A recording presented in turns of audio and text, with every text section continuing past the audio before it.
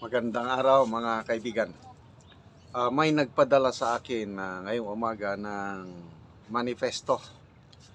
Pinadala ng isang member ng PMA Class 83. Classmate ito, mista ni Captain Dado Enrique. Ito, manifesto of support para kay Captain Dado Enrique doon sa isinampang kaso sa kanya ni Police Brigadier General Torre. Okay? So, basahin ko lang medyo mahaba-haba itong manifesto of support. Inaasahan ko na ito na may lalabas na manifesto of support para kay Captain Dado. At salamat at pinadalhan ako kagad. Sabi dito, suporta kay Captain Dado Enrique, taong bayan laban sa abuso, katiwalian at korupsyon sa pamahalaan. Yon ang title. Okay. Kami, sino yung pumirma? Bilang mga miyembro ng Filipino Guerrilla Forces, retiradong sundalo ng AFP, retiradong pulis ng PNP, mga miyembro ng Moro National Liberation Front, at mga ibang sektor ng lipunan na kinakatawan sa mamamayang Pilipino ay sumusuporta sa ipinaglalaban ni Captain Dado Enrique upang labanan ang katiwalian, korupsyon at sobrang nangyayari ngayon sa ating pamahalaan. Okay, yung second and third paragraph tungkol sa legal basis, hindi ko na lang basahin para hindi tayo magtagal. Ito tayo sa fourth paragraph. Ang kasong inciting to sedition na isinampa ni Police Brigadier General Nicolas Torre laban kay Captain Dado Enrique ay isa lamang sa maraming halimbawa ng panunupil sa mga Pilipinong naninindigan laban sa katiwalian.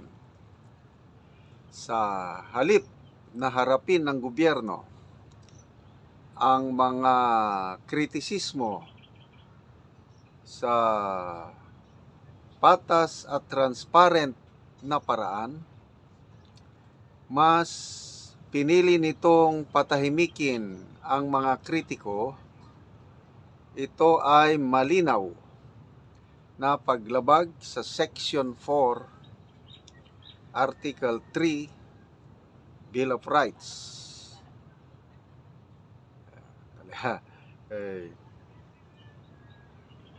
Article 3, Bill of Rights ng Saligang Batas na nagtitiyak sa kalayaan ng mamamayan na magsalita, magpahayag at magtitipon para maproteksyonan laban sa mapang-abuso at korap na pamahalaan. Okay, medyo masyadong maliit itong letra ng petisyon.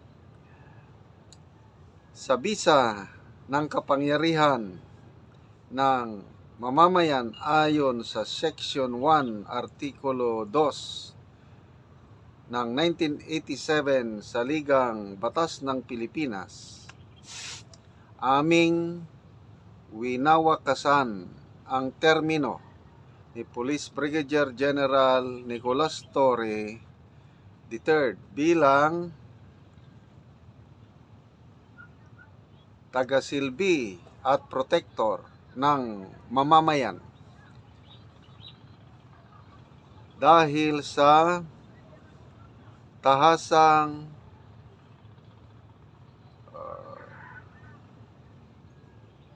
pag-abuso sa kanyang kapangyarihan.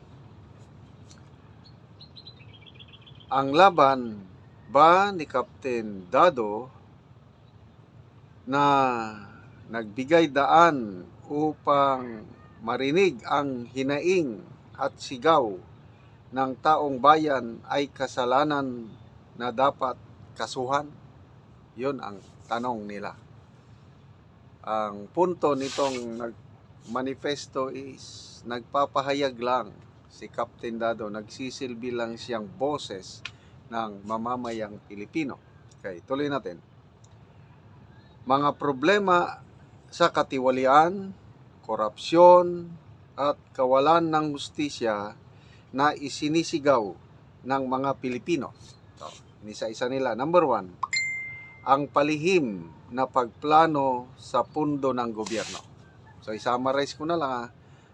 They are referring to the BICAM report, yung 2025 national budget na sila lang nakakaalam.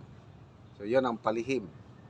Number 2, 117 bilyong pondo ng PDIC, Philippine Deposit Insurance Corporation, kinuha ng National Treasury. Number 3, ang 75 billion pondo ng Land Bank at Development Bank of the Philippines, yung pinondo sa Maharlika Investment Fund or Corporation, hanggang ngayon wala pa ring investment kahit isa. Opisina lang at logo ang maipagmamalaking accomplishment ng Maharlika Investment Corporation. Number 4, 250 billion na Maharlika Fund. So, iba't iba pang government owned and controlled corporation, SSS, GSIS, kinunan ng pondo kaya naging 250 billion. Number 5, paglipat ng 60 bilyong pondo ng PhilHealth sa National Treasury. Mabuti na lang at mayroong TRO ng Korte Suprema kaya napigilan yung last tranche, 29.9 billion. Number 6, mahigit 500 billion pondo para sa flood control projects. Ito, very clear ito, no? Dahil binida ng Pangulo sa kanyang SONA yung 5,500 flood control projects na natapos na. After 2 days, na fact check ng Bagyo Carina, yun, nagkabaha-baha ang Metro Manila at yung mga sumunod pang bagyo, Bicol at iba pa. Lumalabas na nasaan na yung flood control projects. Sabi ng Pangulo, na overwhelmed.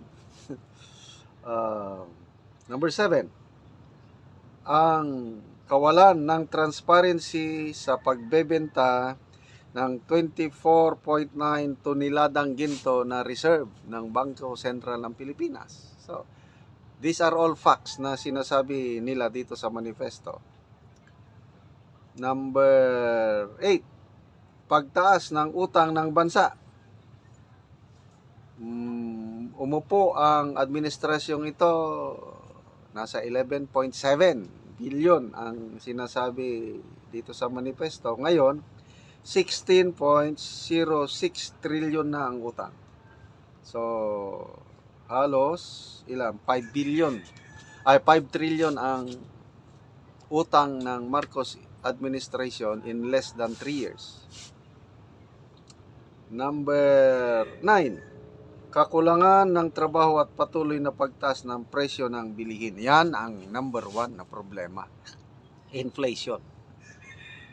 Ito ang dapat tugunan ng gobyerno. Sana hindi yung impeachment, kung ano-ano na lang. Anyway, so sabi ni Speaker Romualdez sa kanyang privilege speech sa pagbubukas ng ikatlong session ng 19th Congress. Ito yung statement ng Speaker. Accountability is not optional. Transparency is not negotiable. Those entrusted with public funds must be prepared to explain when it was dispersed and how these resources were utilized. And then tinanong nila, ngunit ang tanong ng sambayanan, lip service lang ba ito? So, they are now calling na yung binanggit nilang mga problema ng bayan, lalo na yung mga pundo, is ma-explain ng gobyerno. Okay, so, yan, medyo mahaba pa ito. I think 3 pages na pati yung 2025 national budget, tinalakay nila dito. So, huling panawagan at sigaw ng mamamayan. Ang sigaw ngayon sa pamahalaan ng Pangulong Marcos Jr. at sa liderato ng Kongreso, resolbahin ang mga problemang ito.